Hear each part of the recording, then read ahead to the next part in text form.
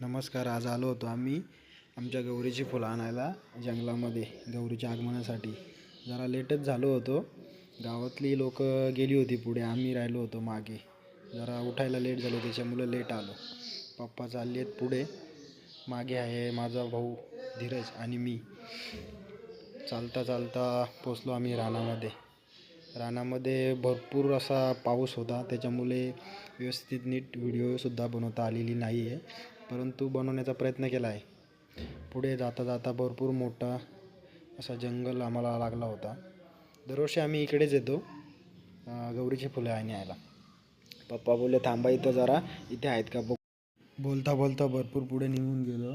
फुले काही आम्हाला भेटली नाही. जिथे आम्ही दरवर्षी जायचो तिथे काही फुले कमी होती. पाऊस असल्या कारणामुळे फुले सर्व कोंबलून आणि खराब होऊन गेली होती. म्हणून बोलता बोलता पप्पा बोलले चला अजून पुढे जाऊ, डोंगराला भरपूर फुले असतील तिकडे.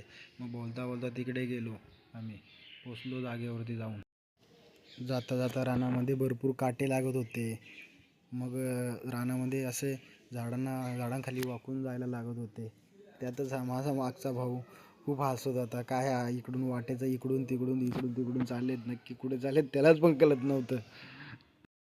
धीरज हा पहिल्यांदाच आमच्यासोबत आला होता गौरीची फुले आणायला. मला तर वाटतं त्याचा फर्स्ट टाईम होता का आमच्या पाठी गौरीची फुले न्यायला. बघता बघता आम्ही आलो डोंगराच्या वरती, पूर्ण सपाटीवरती. तिथून बघा कसा चांगला असा व्ह्यू. ही आहेत आपली फुले, गौरीला लागतात ती सुंदर अशी फुले गौरी पूजनासाठी लागतात आपल्याला. हा आहे पूर्ण मोठा डोंगर आणि इथून लागली पूर्ण बागे टाईप असं पूर्ण आहे इकडे. एकदम सुंदर असं वातावरण होतं, खूप खूप सुंदर. त्याच्यामुळं काही व्हिडिओ काढता आलेली नाही पावसामुळे. मग डायरेक्टली आम्ही सर्व फुले वगैरे घेतली, गौरीपूजन वगैरे केलं जागेवरती आहे. आणि मग फुले धुण्यासाठी एक पाण्याच्या ओळामध्ये आलो. तिथे स्वच्छ अशी फुले धुवून घेतली सुंदर अशी. आणि रिमझिम असं सुंदर पाऊस पडत होतं. त्यात ओलाचं पाणी एकदम गार, एकदम मन एकदम सुंदर झालं. बोलता बोलता फुले धुवायला सुरुवात झाली. फुले धुता धुता चांगला एक अनुभव मिळाला पप्पांसोबत. दरवेळीप्रमाणे याही वेळेला चांगला अनुभव मिळाला. फुले धुता धुता फुले साफ करून घेतली पद्धतशीर अशी स्वच्छ, आणि गौरी पुजण्यासाठी स्वच्छ करून घेतली.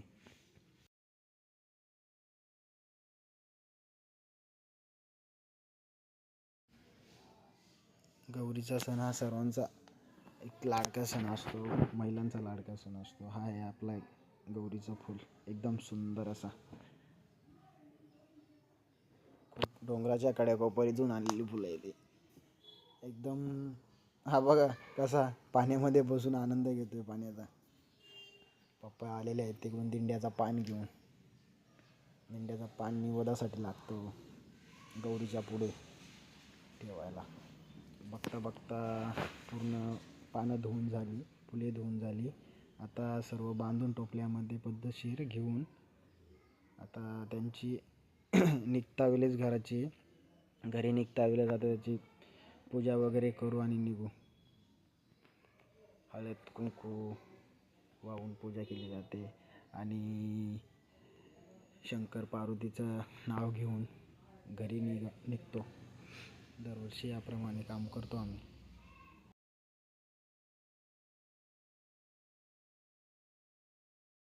धीरजचा काय पहिलीच वेळ होती तर त्याला काहीही माहीत नव्हतं. त्याच्यामुळं नुसता हे सांग ते सांग, असं कसं करू, हे करू ते करू. जाऊ पहिली वेळ असते, शिकून जाईल. हळद टाकली पप्पाने. हळद टाकल्यानंतर तांदूळ, कुंकू आणि मग प्रसाद थोडासा गोडवा म्हणून साखर असते ती भरून प्रसाद म्हणून घेऊन जायचं. भरपूर दमलो होतो, पाय खूप दुखत होते. कधी जास्त हा प्रवास करत नाही ना डोंगरावरती चढायचं एकदम अचानक, त्याच्यामुळं कधी झालं होतं. घरतीचा प्रवास आला एकदम बरा वाटला. पाऊस पण भरपूर होता यावेळेस आणि फुलं पण एकदम कमी प्रमाणात होती. त्याच्यामुळे मोजकीच फुलं आम्हाला यावेळी रानामध्ये भेटली. त्याच्यामुळे पप्पांना बोलत चला आता काय दरवर्षीप्रमाणे याही वर्षी फुलं कमी असल्यामुळे निघालो लवकरच. जास्त काय थांबलो नाही आम्ही, पण चांगली फुलं भेटली यावेळेस. जास्त तकलीफ झाली पण चांगली फुले भेटली आम्हाला. धीरज हसत होता नुसता का कुठे चाललो ना कुठे नाही, कारण त्याची पहिली वेल होती त्याच्यामुळे त्याला काहीच समजत नव्हतं. हसून हसून तो पप्पांनी पूजा केली फुलांची, शंकर पार्वतीचं नाव घेऊन पूजा केली. हा धीरज पण पूजा करत होता, पप्पांनी बघून पूजा करत होता. पूजा झाल्यावरती आम्ही मग एक 5-6 मिनटात लगेच निघतो. निघता धीरज लागला हसायला. पप्पा सर्व धीरजला परतीचा प्रवास लागला. हा धीरज पटापटा घरी निघायच्या घाईत पलता.